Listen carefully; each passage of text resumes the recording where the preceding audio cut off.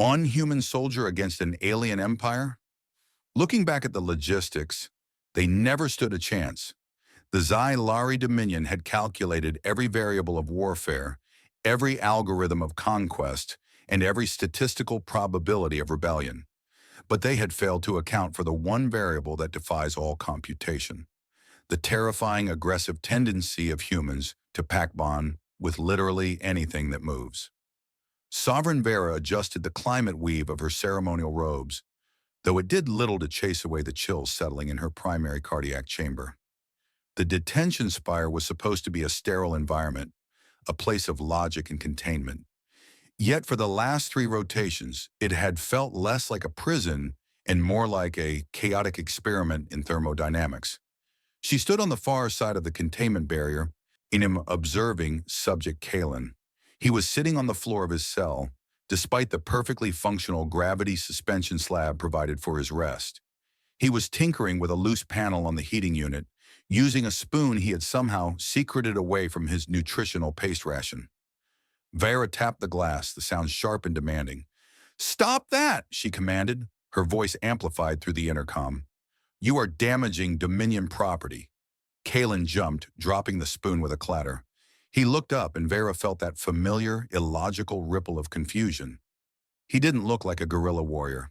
He looked soft, mammalian, a collection of blunt edges and inefficiency. "Just trying to fix the hum, Your Highness," Kalen said, his voice muffled by the glass. He stood up, dusting off his pants, a pointless gesture, way given the pristine white floors. "It's got a rattle. Drives me crazy. Sounds like a failing compressor." Vera narrowed her eyes. Her engineers had designed that unit. It did not rattle. It hummed at a frequency optimal for Zylari focus. "It is functioning within parameters," she corrected him, stepping into the airlock cycle. The barrier dissolved with a hiss, allowing her to step into his space. Immediately, the air tasted different. Warmer, heavier. It smelled faintly of ozone and that distinct, saline scent of human biology. He was their prisoner, then her savior, now her undoing, though neither of them knew it yet. For now he was just a biological anomaly she couldn't stop analyzing. "You look tired," Kalen noted. The informality was jarring. No one told the Sovereign she looked tired. They told her she looked efficient or imposing or radiant. "My circadian rhythms are disrupted," Vera admitted, shocking herself with the truth. The council is loud." Kalen leaned against the wall, crossing his arms. The posture was defensive, yet his eyes were open, scanning her face. Not for weakness, Vera realized with a start, but for data. He was reading her micro-expressions with the same intensity she used to decode star charts. The temperature in the room seemed to drop. Vera suppressed a shiver. Zylari physiology was superior in almost every way, but sudden thermal shifts caused their motor functions to lag. The stress of the council meeting had drained her metabolic reserves. Her scales, usually a lustrous, shifting pearl, were dulling to a slate gray. "You're cold," Kalen stated. It wasn't a question. "I am regulating," she lied. "You're shaking," he countered. So he pushed off the wall. "Look, I don't know how your biology works, but where I'm from, when someone turns that shade of gray, they're going into shock." "I am not in shock," Vera snapped, though her teeth clicked together traitorously. "I am merely conserving energy. It is a tactical withdrawal of blood flow to the vital organs." Kalen sighed, a long, noisy exhalation that seemed to vibrate in the small room. "Right. Tactical withdrawal. Okay." He began to unbutton the heavy, kinetic weave jacket of his uniform. Vera stiffened, her dual hearts stuttering out of sync. "What are you doing?" He ignored her, sliding the jacket off his shoulders. It was battered, stained with the dust of a planet she had conquered, and scuffed at the elbows. It was an object of low status. "Here," he said, holding it out. Vera stared at the garment as if it were an explosive device. "I do not require your fabric." "It's not fabric, it's insulation," Kalen said, taking a step closer. The heat radiating from him was palpable now, a physical force. It was baffling. How did this creature waste so much thermal energy? He was a walking furnace. Honestly, just take it. You're making me cold just looking at you. She wanted to study his biology. She ended up studying his heart. Without waiting for permission, a breach of protocol that should have resulted in his immediate disintegration, he stepped into her personal guard zone. He didn't attack. He didn't grapple. He gently draped the heavy jacket over her shoulders. The sensation was immediate and overwhelming. The jacket was preposterously warm, retaining the heat of his body. It smelled of him, earthy and alive. But it was the weight of it that stunned her. It felt like safety, a primitive, heavy embrace. Better? He asked, his voice dropping an octave. Vera looked up at him. She was taller than him by a few inches, but in this moment, the status gap vanished. There was no sovereign and insurgent. There was just a cold-blooded entity and a warm-blooded one, and the physics of heat transfer bridging the divide. This is inefficient, she whispered, pulling the collar tighter purely by instinct. Yeah, well, Kalen rubbed the back of his neck, looking suddenly awkward. Humans are pretty inefficient. We leak heat, we make noise, and we fix things that aren't broken just because the sound annoys us. Vera looked at the heating unit he had been tinkering with. She realized with a jolt of begrudging respect that the hum had indeed stopped. Fiona, he hadn't just been fidgeting. He had diagnosed a harmonic imbalance her sensors had missed and corrected it with a spoon. You repaired the oscillator, she murmured. Kalen shrugged, a small, crooked smile touching his lips. I just wedged a piece of plastic in the gap. Call it Terran engineering. Vera felt the warmth seeping into her scales, her heart slowly realigning to a steady rhythm. She looked at this human, this chaotic, warm, tactile creature who offered his own shell to a predator because she looked cold. It was illogical. It was dangerous. It was the most comfortable she had been in cycles. Keep the jacket, Kalen said, retreating to his cot and sitting down, wrapping his arms around himself. I run hot anyway. Vera stood there, encased in the scent and warmth of her enemy, and realized that perhaps the threat assessment of the human species had been fundamentally flawed. They didn't conquer with fire. They conquered with friction. The vibration didn't start with a sound.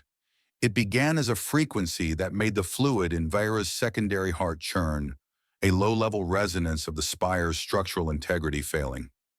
Then came the dull, muffled thump of the rebel charges, distant enough to be polite, yet close enough to send the pristine white ceiling tiles cascading down like jagged snow. The lights flickered, died, and were replaced by the rhythmic amber pulse of the emergency backups. Kalen was moving before Vera had even processed the atmospheric shift.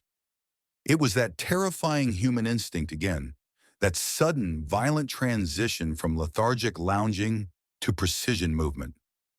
He didn't wait for a command. He didn't even ask for permission.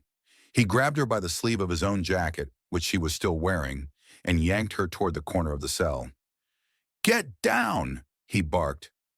Vera found herself pressed against the reinforced bulkhead, Kalen's body acting as a shield between her and the center of the room. It was a complete reversal of their roles. She was the sovereign, the master of this gravity well, yet she was currently being tucked under the arm of a prisoner like a piece of valuable cargo. Stay here, he commanded, his eyes darting toward the airlock door, which had jammed half open during the power surge. Truth is, I'm not exactly a structural engineer, Kalen muttered, more to himself than her. But those support beams aren't rated for lateral stress. And we need to get out of this box before the floor decides it wants to be the basement. Vera watched as he approached the jammed door. Her sophisticated sensors were screaming about the heat levels and the oxygen depletion, but Kalen was focused on a tangled mess of fiber optic cables. He didn't have a laser cutter or a pulse welder. He had a piece of the metal spoon he'd sharpened earlier, and a length of wire he'd stripped from his own nutritional dispenser. He jammed the spoon into the manual override gear and shoved his shoulder against the alloy frame.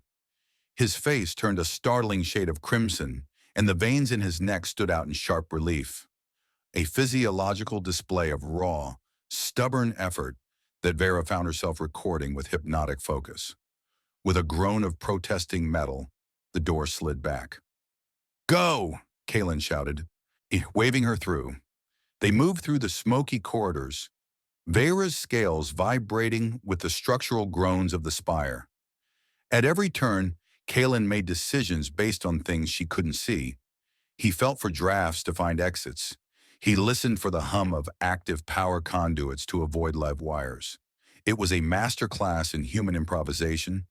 The way he used a strip of her royal sash to secure a loose vent cover so they could crawl through, or the way he navigated by the smell of the external atmosphere. When they finally tumbled out onto the observation deck, away from the collapsing section, the silence of the night air was heavy. The council guards were already swarming the lower levels. But up here, it was just the two of them, covered in a fine layer of white dust. Vera looked at her hands. They were shaking again, but not from the cold. She looked at Kalen, who was leaning over his knees, gasping for air. "You saved me," she said, the words feeling heavy and strange. "You had every reason to leave me in that cell, to let the spire take the sovereign who conquered your home." Kalen looked up, wiping a streak of soot from his forehead. "Yeah, well, I'm a human. We're kind of idiots like that. We don't really like seeing things break when we can fix them." He reached out, his hand hovering near her shoulder. He hesitated, then lightly patted her upper arm, a quick, rhythmic thumping that Vera's database identified as a gesture of comfort. Vera felt a strange, fluttering sensation in her chest. She realized quite suddenly that she didn't want him to pull his hand away. She took a breath, trying to mimic the gesture. She reached out and tentatively nudged his shoulder with her own, her scales shifting to a warm, appreciative gold. "Is that the human bond?" she asked softly. Kalen laughed, a tired, genuine sound. "Something like that, Your Highness." The following morning, the council was in an uproar. They demanded Kalen's immediate execution, citing the rebel attack as proof of human instability. They sat in their high chairs, radiating cold logic and political tradition. Vera stood before them, still wearing the battered, soot-stained human jacket over her ceremonial robes. It was a profound breach of etiquette, a visual insult to their pristine order.